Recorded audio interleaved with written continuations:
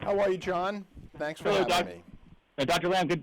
Thanks for being with us. I'll go ahead and do a countdown so you know we are recording. And in 3, 2, 1. Hello and welcome to Newsmax Health. I'm John Bachman. Today we're talking about stomach problems. They are among the most common health complaints, but many people suffer in silence. Dr. Stephen Lamm is the author of the best-selling book, No Guts, No Glory, and he says that many patients are embarrassed to talk about conditions like constipation, irritable bowel syndrome, so they go untreated many times. And even when they do see a doctor, treatment is often unsuccessful. Dr. Lamm is here with us at Newsmax Health. Today, Dr. Lamm, good to talk to you. My pleasure, and thanks for having me. And I think you basically summarized what I was going to say. I mean, wouldn't you be embarrassed to talk to somebody about gas and constipation? Well, you can imagine nobody likes the to average talk person. about this stuff. Nobody likes to talk about this stuff. But you know, you're supposed to do that with your doctor. It's not a dinner conversation. This is, I'm there, I've got a problem, it's affecting the quality of my life. I may have gone to the doctor before, I haven't gotten help, you know, and I think that, the good news is that we are more sensitive to these kinds of complaints. People who have what we call irritable bowel syndrome with constipation, or people who have chronic idiopathic constipation. We're talking about 50 million people, so you better start paying attention. There's a lot of people out there whose lives are really affected. I mean, if you have this condition, you may not want to leave your house in the morning. You know, you have lunch and you're afraid what's going to happen next. You're not going to want to have dates with anybody because you don't know how you're going to react to the food. So this is really, doesn't cause cancer, and it's not cancer. It is still quite disabling, and I think that, the good news is we in the medical profession have actually learned something about this. It's not just in your head. We understand the physiology and the biology a little bit better, to the point that actually the FDA recently approved a drug for this called Linzess for adults 18 and older who have this condition. But of course, you need to speak to your doctor about it because, lifestyle medications are always fraught with some problems and side effects. But the whole idea is we do not want you to kind of live a life of quiet desperation anymore. If you have a problem with your gut, it's not working one way or the other, get it diagnosed, get it treated, and, go on with your life. Yeah, let's talk about these conditions in a little bit more detail. Idiopathic constipation, known as CIC, and irritable bowel syndrome. Talk to us a little bit about each one of these, and who are the people most likely to suffer? Really quite important questions. First of all, women in general will have both of these conditions to a higher degree.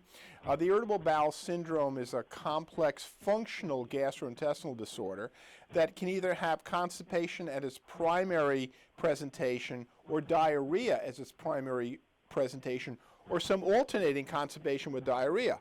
And it's associated with pain, and it can happen early adulthood, late teens, and continue clearly for years. And initially it's kind of ignored. It's just maybe stress related or some food intolerance. You had a little bit too much alcohol, and then all of a sudden it becomes part of your life. And all of a sudden you're thinking about it all the time, and it's affecting your decision making as to what you do. So that's the irritable bowel story. Chronic idiopathic constipation is, another condition, usually doesn't have pain associated with it, but it's infrequent or inadequate evacuations to the point that you're paying attention to it and you realize that you're different from everybody else and you're uncomfortable with it. And, you've gone to the pharmacy, you've taken some laxatives, you become dependent on some of these laxatives, or they've been ineffective, and you're frustrated, and then you kind of just give up. And that's what I don't want you to do. I don't want you to give up. I want you to go to your doctor, rethink this conversation with them, explain to them how long you've had it, what brings it on, what makes you feel better, what can be done about it. And I'm telling you, lifestyle, nutritional changes, sleeping better, exercise, some of these pharmaceuticals can really, really make a difference. All right, so let's say you get up the courage, you go talk to your doctor, you have the frank and honest discussion that you need to have. But as you know, a lot of people who still go see their doctor about CIC are not necessarily satisfied with their treatment. Why don't the treatments typically work?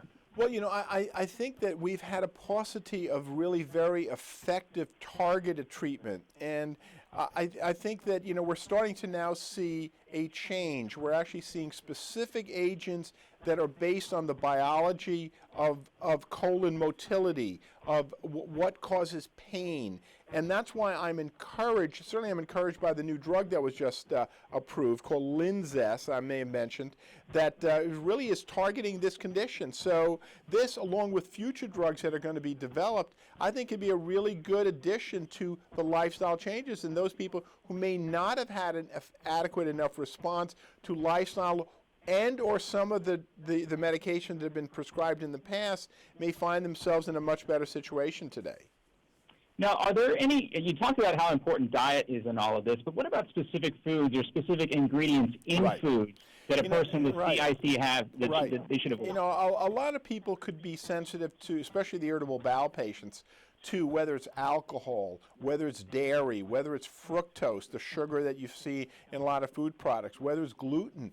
There are just a lot of food additives that are really the culprits in inducing excessive spasm and pain.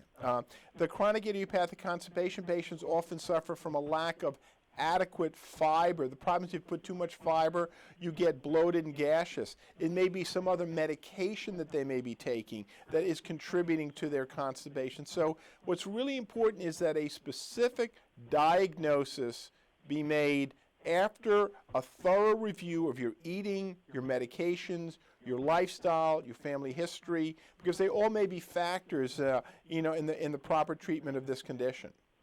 Now, in terms of men here, are these conditions, could they be tied in any way or precursors for more serious problems, perhaps like a bowel or colon cancer? No, that's a really important. These are what we call functional bowel disorders that have not been really reported to be strongly linked to any kind of malignancy. What the issue is, whether your original symptoms could be due to a serious disorder, and that's why you shouldn't self-diagnose. If you have a change in your bowels, okay, if you have a change in your weight, if you're bleeding, you need to go to the doctor, because that's not irritable bowel, that is not chronic constipation, that's a potentially serious disorder. Yeah, another reason why you got to have these conversations with your doctor, and you just can't ignore it. Dr. Lamm, thanks so much for being with us today. Not something that we want to talk about oftentimes, but something that's very important. Thanks for being with us. Thanks for letting me share my thoughts. All right, we're all clear. Dr. Lamm, thanks so much.